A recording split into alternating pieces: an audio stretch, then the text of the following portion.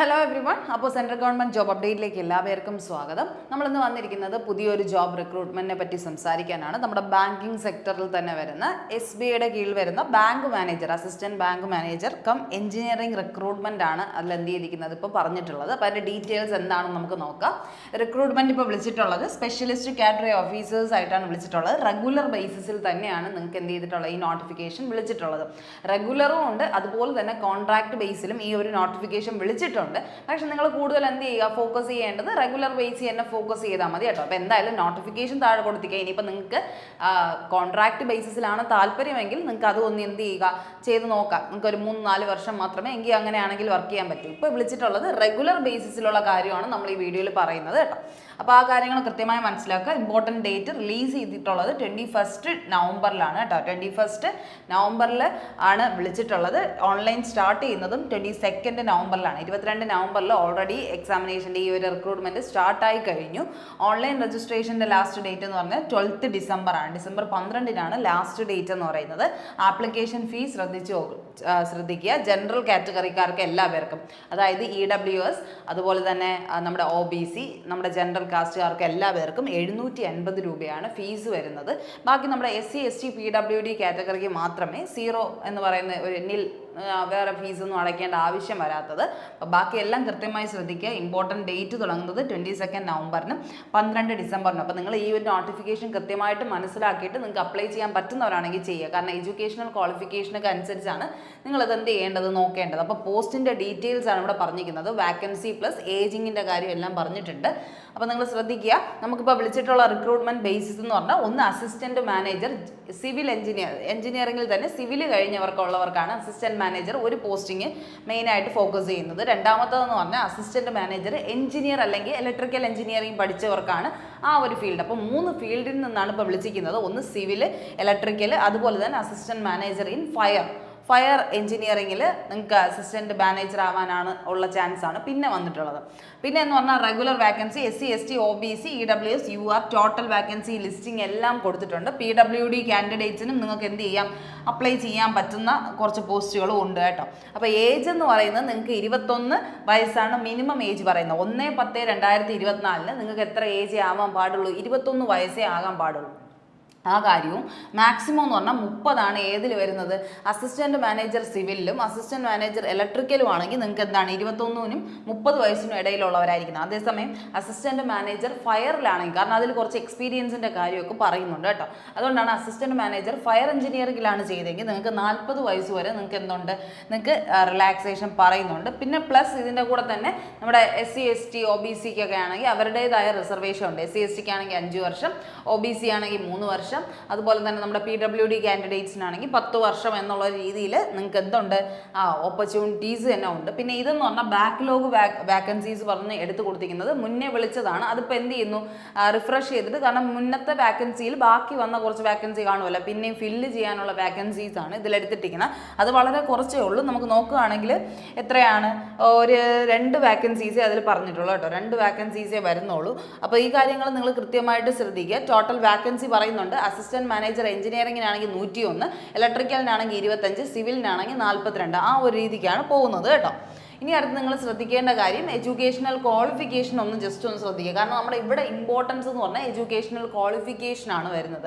Assistant manager engineering അല്ലെങ്കിൽ civil candidates ആണ് സിവിലിനാണ് നിങ്ങൾ കൊടുക്കാൻ താല്പര്യപ്പെടുന്നതെങ്കിൽ നിങ്ങൾക്ക് എന്തുണ്ടായിരിക്കണം, bachelor's degree in civil engineering ഉണ്ടായിരിക്കണം. എന്തുണ്ടായിരിക്കണം, ബാച്ചിലേഴ്സ് ഡിഗ്രി ഇൻ സിവിൽ എഞ്ചിനീയറിംഗിൽ 60% മാർക്കോടെങ്കിലും നിങ്ങൾ വിജയിച്ചിരിക്കണം കേട്ടോ.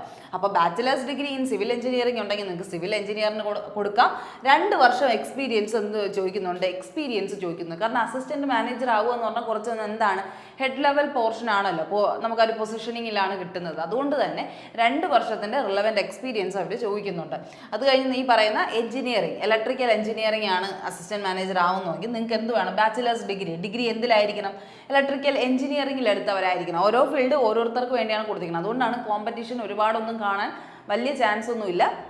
നിങ്ങൾക്ക് പറ്റുവാണെന്നുണ്ടെങ്കിൽ നിങ്ങൾ ഇതിന് പ്രിപ്പയർ ചെയ്യാൻ താല്പര്യപ്പെടുന്നവരാണെങ്കിൽ ഉറപ്പായിട്ടും അതെന്ത് ചെയ്യുക, ചെയ്യാനായിട്ട് ശ്രമിക്കുക. അതിനും 2 വർഷത്തിൻ്റെ റിലവൻറ്റ് എക്സ്പീരിയൻസ് ആണ് ചോദിക്കുന്നത്. ഇനി അടുത്ത് വരുന്ന അസിസ്റ്റൻറ്റ് മാനേജർ, അതിനാണ് കൂടുതൽ ഫയർ എന്ന് പറയുന്ന എഞ്ചിനീയറിംഗിലാണ് ഏറ്റവും കൂടുതൽ വാക്കൻസീസ് വിളിച്ചിട്ടുള്ളത്. അപ്പോൾ ഫയറിൻ്റെ കാര്യത്തിൽ നിങ്ങൾ ആലോചിക്കേണ്ടത് ബാച്ചിലേഴ്സ് എഞ്ചിനീയറിംഗ് ഇൻ ഫയർ നിങ്ങൾ ചെയ്തിരിക്കണം. അങ്ങനെ വളരെ അപൂർവ ആൾക്കാരായിരിക്കും ചെയ്തിട്ടുള്ളത്. പക്ഷെ നിങ്ങൾ ആരെങ്കിലും ചെയ്തിട്ടുണ്ടെങ്കിൽ അതൊന്ന് ശ്രദ്ധിക്കുക. നാഷണൽ ഫയർ സർവീസ് കോളേജിൽ നിന്ന്, നാഗ്പൂരിലുള്ള ഫയർ സർവീസ് കോളേജിൽ നിന്ന് ബാച്ചിലേഴ്സ് എഞ്ചിനീയറിംഗ് ചെയ്തിട്ടുണ്ടെങ്കിൽ അവർക്ക് അപ്ലൈ ചെയ്യാം. അല്ലെങ്കിൽ ബാച്ചിലേഴ്സ് നമ്മളെ ബിടെക്, അതൊക്കെ എന്തിനാണ്, സേഫ്റ്റി ആൻഡ് ഫയർ എഞ്ചിനീയറിംഗിൽ, എഞ്ചിനീയറിംഗ് അല്ലെങ്കിൽ ബിടെക് നിങ്ങൾ എന്തിലുണ്ടായിരിക്കണം, സേഫ്റ്റി ആൻഡ് ഫയർ എഞ്ചിനീയറിംഗിൽ എടുത്തവർക്കാണെങ്കിൽ അപ്ലൈ ചെയ്യാം. അതുപോലെ തന്നെ അല്ലെങ്കിൽ നമ്മുടെ ബിടെക് എന്ന് പറയുന്നത് fire technology and safety engineering, ഇങ്ങനെ ഫയറുമായിട്ട് റിലേറ്റ് ചെയ്തിട്ടുള്ള എഞ്ചിനീയറിംഗ് ആണ് നിങ്ങൾ പഠിച്ചിട്ടുള്ളതെങ്കിൽ നിങ്ങൾക്ക് അപ്ലൈ ചെയ്യാം. പിന്നെ equivalent 4 year degree in fire safety, fire safety എന്ന് പറഞ്ഞാൽ 4 വർഷത്തിൻ്റെ ഡിഗ്രി ഉണ്ടെങ്കിലും നിങ്ങൾക്ക് എന്ത് ചെയ്യാൻ പറ്റും, അപ്ലൈ ചെയ്യാനായിട്ട് പറ്റും കേട്ടോ. അപ്പോൾ ആ ഒരു കാര്യമാണ് പറയുന്നത്. പിന്നെ എന്താണ്, 2 വർഷത്തിൻ്റെ റെലവൻറ്റ് ഡിഗ്രി ഇതും പറയുന്നുണ്ട്, എക്സ്പീരിയൻസും ചോദിക്കുന്നുണ്ട്, 2 വർഷത്തിൻ്റെ എക്സ്പീരിയൻസും ചോദിക്കുന്നുണ്ട് കേട്ടോ. പിന്നെ എന്താണ്, വേറെ graduate of institution of fire engineering, India അല്ലെങ്കിൽ യു കെയിൽ പഠിച്ചവരാണെങ്കിലും അല്ലെങ്കിൽ divisional officers course from NFSC, ഈ നാഗ്പൂരിൽ നിന്ന് വേറെ ഏതോ കോഴ്സ് എടുത്തവർക്കായാലും ഇതെന്ത് ചെയ്യാം, അപ്ലൈ ചെയ്യാൻ പറ്റുമെന്നാണ് പറയുന്നത്. പക്ഷെ നിങ്ങൾ മനസ്സിലാക്കുക, ഡിഗ്രി ഇല്ലാത്തവർക്കുള്ള കാര്യമാണ് ഇവിടെ പറഞ്ഞിരിക്കുന്നത്. പക്ഷേ ഡിഗ്രി ഉള്ളവർ, അതായത് ഈ എഞ്ചിനീയറിംഗ് ഫയറിലാണ് നിങ്ങൾ ഇത് ചെയ്തിട്ടുണ്ടെങ്കിൽ നിങ്ങൾക്ക് 2 വർഷത്തിൻ്റെ എക്സ്പീരിയൻസ് ആണ് അവർ ചോദിക്കുന്നത് കേട്ടോ. അപ്പോൾ ആ ഒരു കാര്യം കൃത്യമായിട്ട് ശ്രദ്ധിക്കുക. ഇത്രയും ഫീൽഡുകൾ അതിൽ പറയുന്നുണ്ട്. ഫയറിൻ്റെ ഈ ഒരു കോഴ്സ് കംപ്ലീറ്റ് ചെയ്തവരാണെങ്കിൽ അപ്ലൈ ചെയ്യാൻ പറ്റുമെന്ന്. അപ്പോൾ നിങ്ങൾ ശ്രദ്ധിക്കേണ്ടത് സെലക്ഷൻ പ്രോസസ്സുകൾ വരുന്നതെന്ന് പറഞ്ഞാൽ ആകെ നമുക്ക് എന്താണ്, online return test and interaction ആണ് അസിസ്റ്റൻറ്റ് മാനേജറിലും, അസിസ്റ്റൻറ്റ് മാനേജർ സിവിലിലും ഇലക്ട്രിക്കലിലും വരുന്നത് കേട്ടോ. സിവിലും ഇലക്ട്രിക്കലിനും ആണെങ്കിൽ നിങ്ങൾക്ക് എന്തുണ്ട്, ഒരു ഓൺലൈൻ റിട്ടേൺ ടെസ്റ്റ് ഉണ്ട്, റിട്ടേൺ ടെസ്റ്റും ഉണ്ട്, അതിൻ്റെ ഒപ്പം എന്തുകൊണ്ട് നിങ്ങൾക്ക് ഇൻ്റർവ്യൂ ഉണ്ട്, ഇൻട്രാക്ഷൻ സെക്ഷനും ഉണ്ടെന്ന് പറയുന്നത് ഇൻ്റർവ്യൂ ആണ്. അപ്പോൾ നിങ്ങൾക്ക് വരുന്നത് ഓൺലൈൻ നിങ്ങളുടെ റിട്ടേൺ എക്സാമിനേഷൻ പ്ലസ് എന്താണ്, ഇൻ്റർവ്യൂ ആണ്. അതേസമയം ഫയറിലാണ് എന്ത് വരുന്നതെന്ന് ചോദിച്ചു കഴിഞ്ഞാൽ ഷോർട്ട് ലിസ്റ്റിംഗ് ആൻഡ് ഇൻട്രാക്ഷൻ ആണ്. വെറും നിങ്ങൾക്ക് റിട്ടേൺ എക്സാമിനേഷൻ ഇല്ല, കാരണം ഫയറൊക്കെ പഠിച്ച് ഇറങ്ങിയവർ ഒരുപാട് കുറവാണ്. അതുകൊണ്ടാണ് ഫയറിൻ്റെ കാര്യത്തിൽ ഇങ്ങനെ പറഞ്ഞിരിക്കുന്നത്. അതായത് ഷോർട്ട് ലിസ്റ്റിംഗ് പ്ലസ് നിങ്ങളുടെ മാർക്കോ അല്ലെങ്കിൽ നിങ്ങളുടെ ക്വാളിഫിക്കേഷനോ അനുസരിച്ചിട്ടായിരിക്കും നിങ്ങൾക്ക് എന്ത് വരുന്നത്, ഷോർട്ട് ലിസ്റ്റിംഗ് വരുന്നത്. അപ്പോൾ ഷോർട്ട് ലിസ്റ്റ് ചെയ്യുന്നവരെ അങ്ങനെ എടുത്തിട്ട് പിന്നെ എന്താണ്, ഇൻ്റർവ്യൂസും കൂടെ എന്ത് ചെയ്യത്തുള്ളൂ, അവർ കണ്ടക്ട് ചെയ്യത്തുള്ളൂ കേട്ടോ. അപ്പോൾ നിങ്ങൾക്ക് അതിൽ എക്സ്പീരിയൻസ് ഉണ്ടായിരിക്കണം. ഫയർ ആൻഡ് സേഫ്റ്റി ഒക്കെ പഠിച്ചിട്ട് അതിൽ എക്സ്പീരിയൻസ് ഉള്ളവരാണെങ്കിൽ നിങ്ങൾക്ക് ഡയറക്റ്റ് ചാൻസ് ആണെന്നുള്ള കാര്യം തന്നെയാണ് ആലോചിക്കേണ്ടത്. ഇനി അടുത്ത SBSOയുടെ എഞ്ചിനീയറിംഗ്, അതാണ് ഇപ്പോൾ വിളിച്ചിട്ടുള്ളത്. സ്പെഷ്യലിസ്റ്റ് ഓഫീസേഴ്സിൻ്റെ എഞ്ചിനീയറിംഗ് പോസ്റ്റുകളാണ് വിളിച്ചിട്ടുള്ളത് കേട്ടോ SBIയിൽ. അപ്പോൾ അത് നിങ്ങൾ ശ്രദ്ധിക്കുക. ജനറൽ ആപ്റ്റിറ്റ്യൂഡിൽ റീസണിങ്, ക്വാണ്ടിറ്റേറ്റീവ് ആപ്റ്റിറ്റ്യൂഡ്, ഇംഗ്ലീഷാണ്. ഇതാണ് റിട്ടൺ എക്സാമിനേഷൻ വരുന്നത്, സിവിൽ ആയാലും ഇലക്ട്രിക്കൽ ആയാലും കേട്ടോ. അപ്പോൾ നിങ്ങൾ മനസ്സിലാക്കുക. അതാണെങ്കിൽ എത്രയാണ്, റീസണിങ്ങിനാണെങ്കിൽ 50 ക്വസ്റ്റ്യൻസ് 50 മാർക്കിന് തന്നെയാണ്. 90 മിനിറ്റ് സമയമാണ് നിങ്ങൾക്ക് ഈ 3 സെക്ഷൻ അറ്റൻഡ് ചെയ്യാൻ. റീസണിങ്, മാത്സ്, ഇംഗ്ലീഷ് അറ്റൻഡ് ചെയ്യാൻ 90 മിനിറ്റ് ആണ് നിങ്ങളുടെ മുന്നിലുള്ളത്, 1.5 മണിക്കൂറാണ്. പിന്നെ സെപ്പറേറ്റ് എന്താണ്, പ്രൊഫഷണൽ നോളജ്, അതായത് നിങ്ങൾ സിവിൽ ആയിക്കോട്ടെ ഇലക്ട്രിക്കൽ ആയിക്കോട്ടെ അതിന് വേണ്ടിയുള്ള ടൈം നിങ്ങൾക്ക് എത്രയാണ് പറയുന്നത്, 50 ക്വസ്റ്റ്യൻ 100 മാർക്കിനാണ് ചോദിക്കുന്നത്. ട്രേഡിൻ്റെ ക്വസ്റ്റ്യൻസ് നിങ്ങൾ ഏതാണോ പഠിച്ചിട്ടുള്ളത് അതിൻ്റെ പ്രൊഫഷണൽ നോളജ് ആയിരിക്കും ചോദിക്കുന്നത്. അതിന് എത്രയാണ്, 45 മിനിറ്റ്, 3/4 മണിക്കൂർ കൊണ്ട് നിങ്ങൾക്ക് 50 ക്വസ്റ്റ്യൻസ് അറ്റൻഡ് ചെയ്യാൻ പറ്റും. അപ്പോൾ നിങ്ങളുടെ ഫസ്റ്റ് സെക്ഷൻ നിങ്ങൾക്ക് ശരിക്കും പറഞ്ഞാൽ എന്താണ്, ക്വാളിഫയിങ് പോലെയാണ്. നിങ്ങൾക്ക് ഏറ്റവും കൂടുതൽ മാർക്ക് വാങ്ങിക്കേണ്ട പ്രൊഫഷണൽ നോളജിലാണ്. അത്യാവശ്യം നിങ്ങൾ പഠിക്കുകയാണെങ്കിൽ നിങ്ങൾക്ക് അറ്റൻഡ് ചെയ്യാൻ പറ്റുന്ന ഒരു സംഭവമാണ് ഏതെന്ന് പറയുന്നത് ഈ ഒരു എക്സാമിനേഷൻ. എഞ്ചിനീയറിംഗ് ഗ്രേഡിൽ വരുന്ന അത്യാവശ്യം ബാങ്കിങ് സെക്ടറിൽ കിട്ടുന്ന ഒരു ജോലി ആയതുകൊണ്ട് തന്നെ നിങ്ങൾക്ക് അത്യാവശ്യം ഓക്കെ ആയിട്ട് ചെയ്യാൻ പറ്റുന്ന ഒരു എക്സാമിനേഷനാണ് കേട്ടോ. അപ്പോൾ ആ കാര്യങ്ങൾ കൃത്യമായിട്ട് ശ്രദ്ധിക്കുക. അത് കഴിഞ്ഞിട്ടാണ് നിങ്ങളുടെ ഇൻ്റർവ്യൂ വരുന്നത്. 25 മാർക്സ് ആണ്. അതിൽ ഇത്ര മാർക്ക് കിട്ടിക്കഴിഞ്ഞാൽ നിങ്ങൾ ഓക്കെ ആണ്, സെറ്റ് ആണെന്ന് തന്നെയാണ് വിചാരിക്കേണ്ടത്.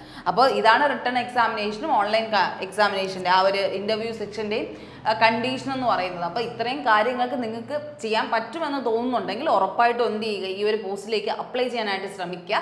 കാരണം വളരെ റെയർ ആയിട്ടുള്ള ആൾക്കാർ മാത്രമേ എന്ത് ചെയ്യത്തുള്ളൂ, ഇങ്ങനത്തെ പോസ്റ്റിലൊക്കെ അപ്ലൈ ചെയ്യത്തുള്ളൂ.